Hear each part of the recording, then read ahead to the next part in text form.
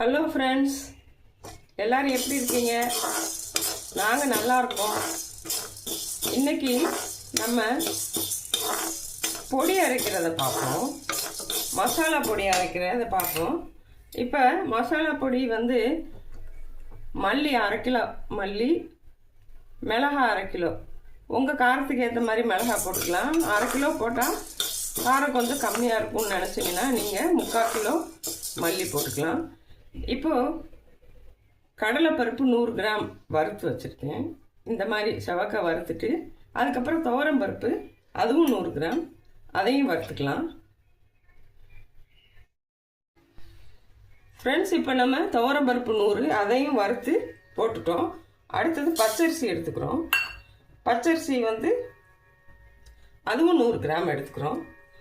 100 gram எடுத்துட்டு இதையும் நல்லா பொரியிற மாதிரி வதக்கிடலாம்.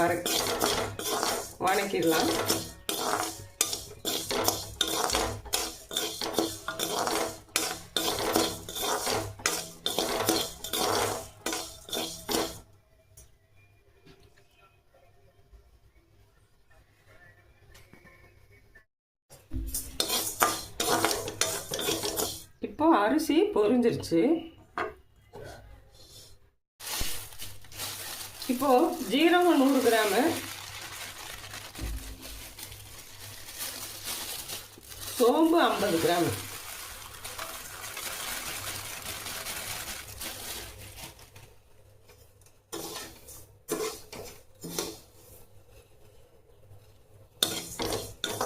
இதையும் வாசனை வர வரைக்கும் வறுத்துடலாம் ஃப்ரெண்ட்ஸ்.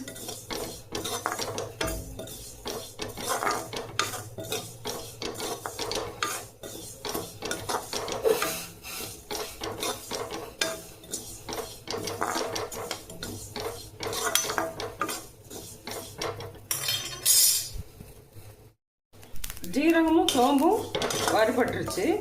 அதுலேருந்து சட சட சடன்னு சவுண்டு வருது பாருங்கள். லேசாக செவந்துருச்சு. இந்த ஸ்டேஜில் நம்ம எடுத்துடலாம். ஜீரகம் 100 கிராம், சோம்பு 50 கிராம் போட்டு வறுத்துருக்கோம்.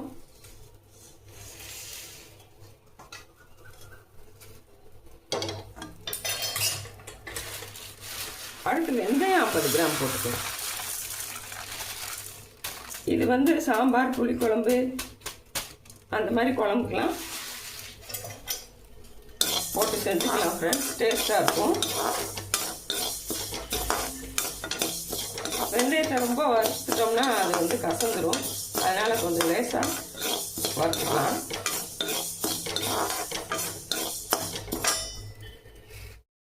இப்போ வெந்தயம் வறுபட்டுச்சு, அதை எடுத்துடலாம். அடுத்து கடுகு 50 கிராம்,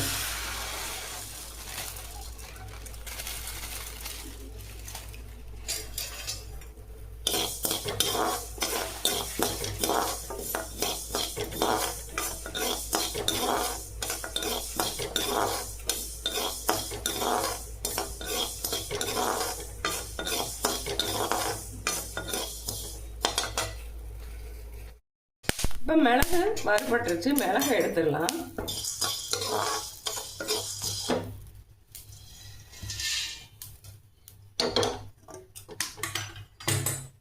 அடுத்து பெருங்காயம் போட்டுக்கலாம் ஃப்ரெண்ட்ஸ்.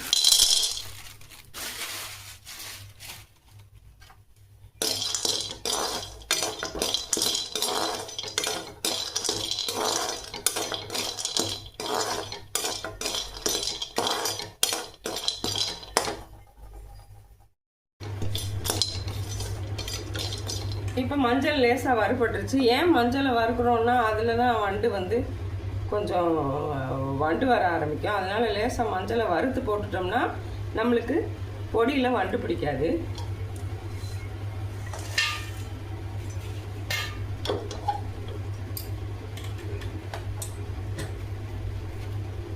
அடுத்து கல் உப்பு வந்து கொஞ்சம் 1 ஸ்பூன் போட்டுக்கலாம். 1 ஸ்பூன் போட்டு லேசாக வதக்கி பொடியில் போட்டுடலாம் ஃப்ரெண்ட்ஸ். உப்பு போட்டோம்னாலும் நம்மளுக்கு பொடியில் இது வண்டு வராது.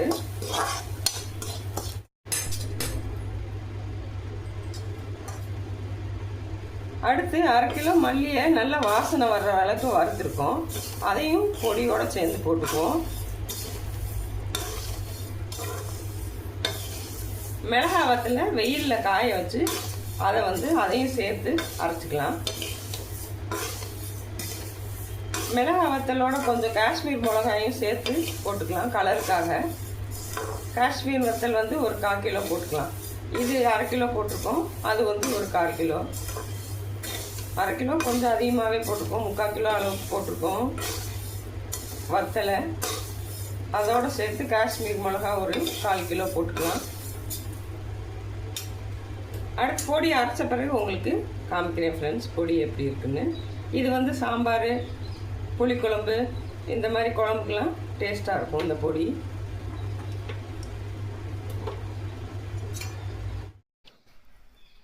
ஃப்ரெண்ட்ஸ், நம்ம மசால் பொடி இப்போ ரெடி ஆயிடுச்சு.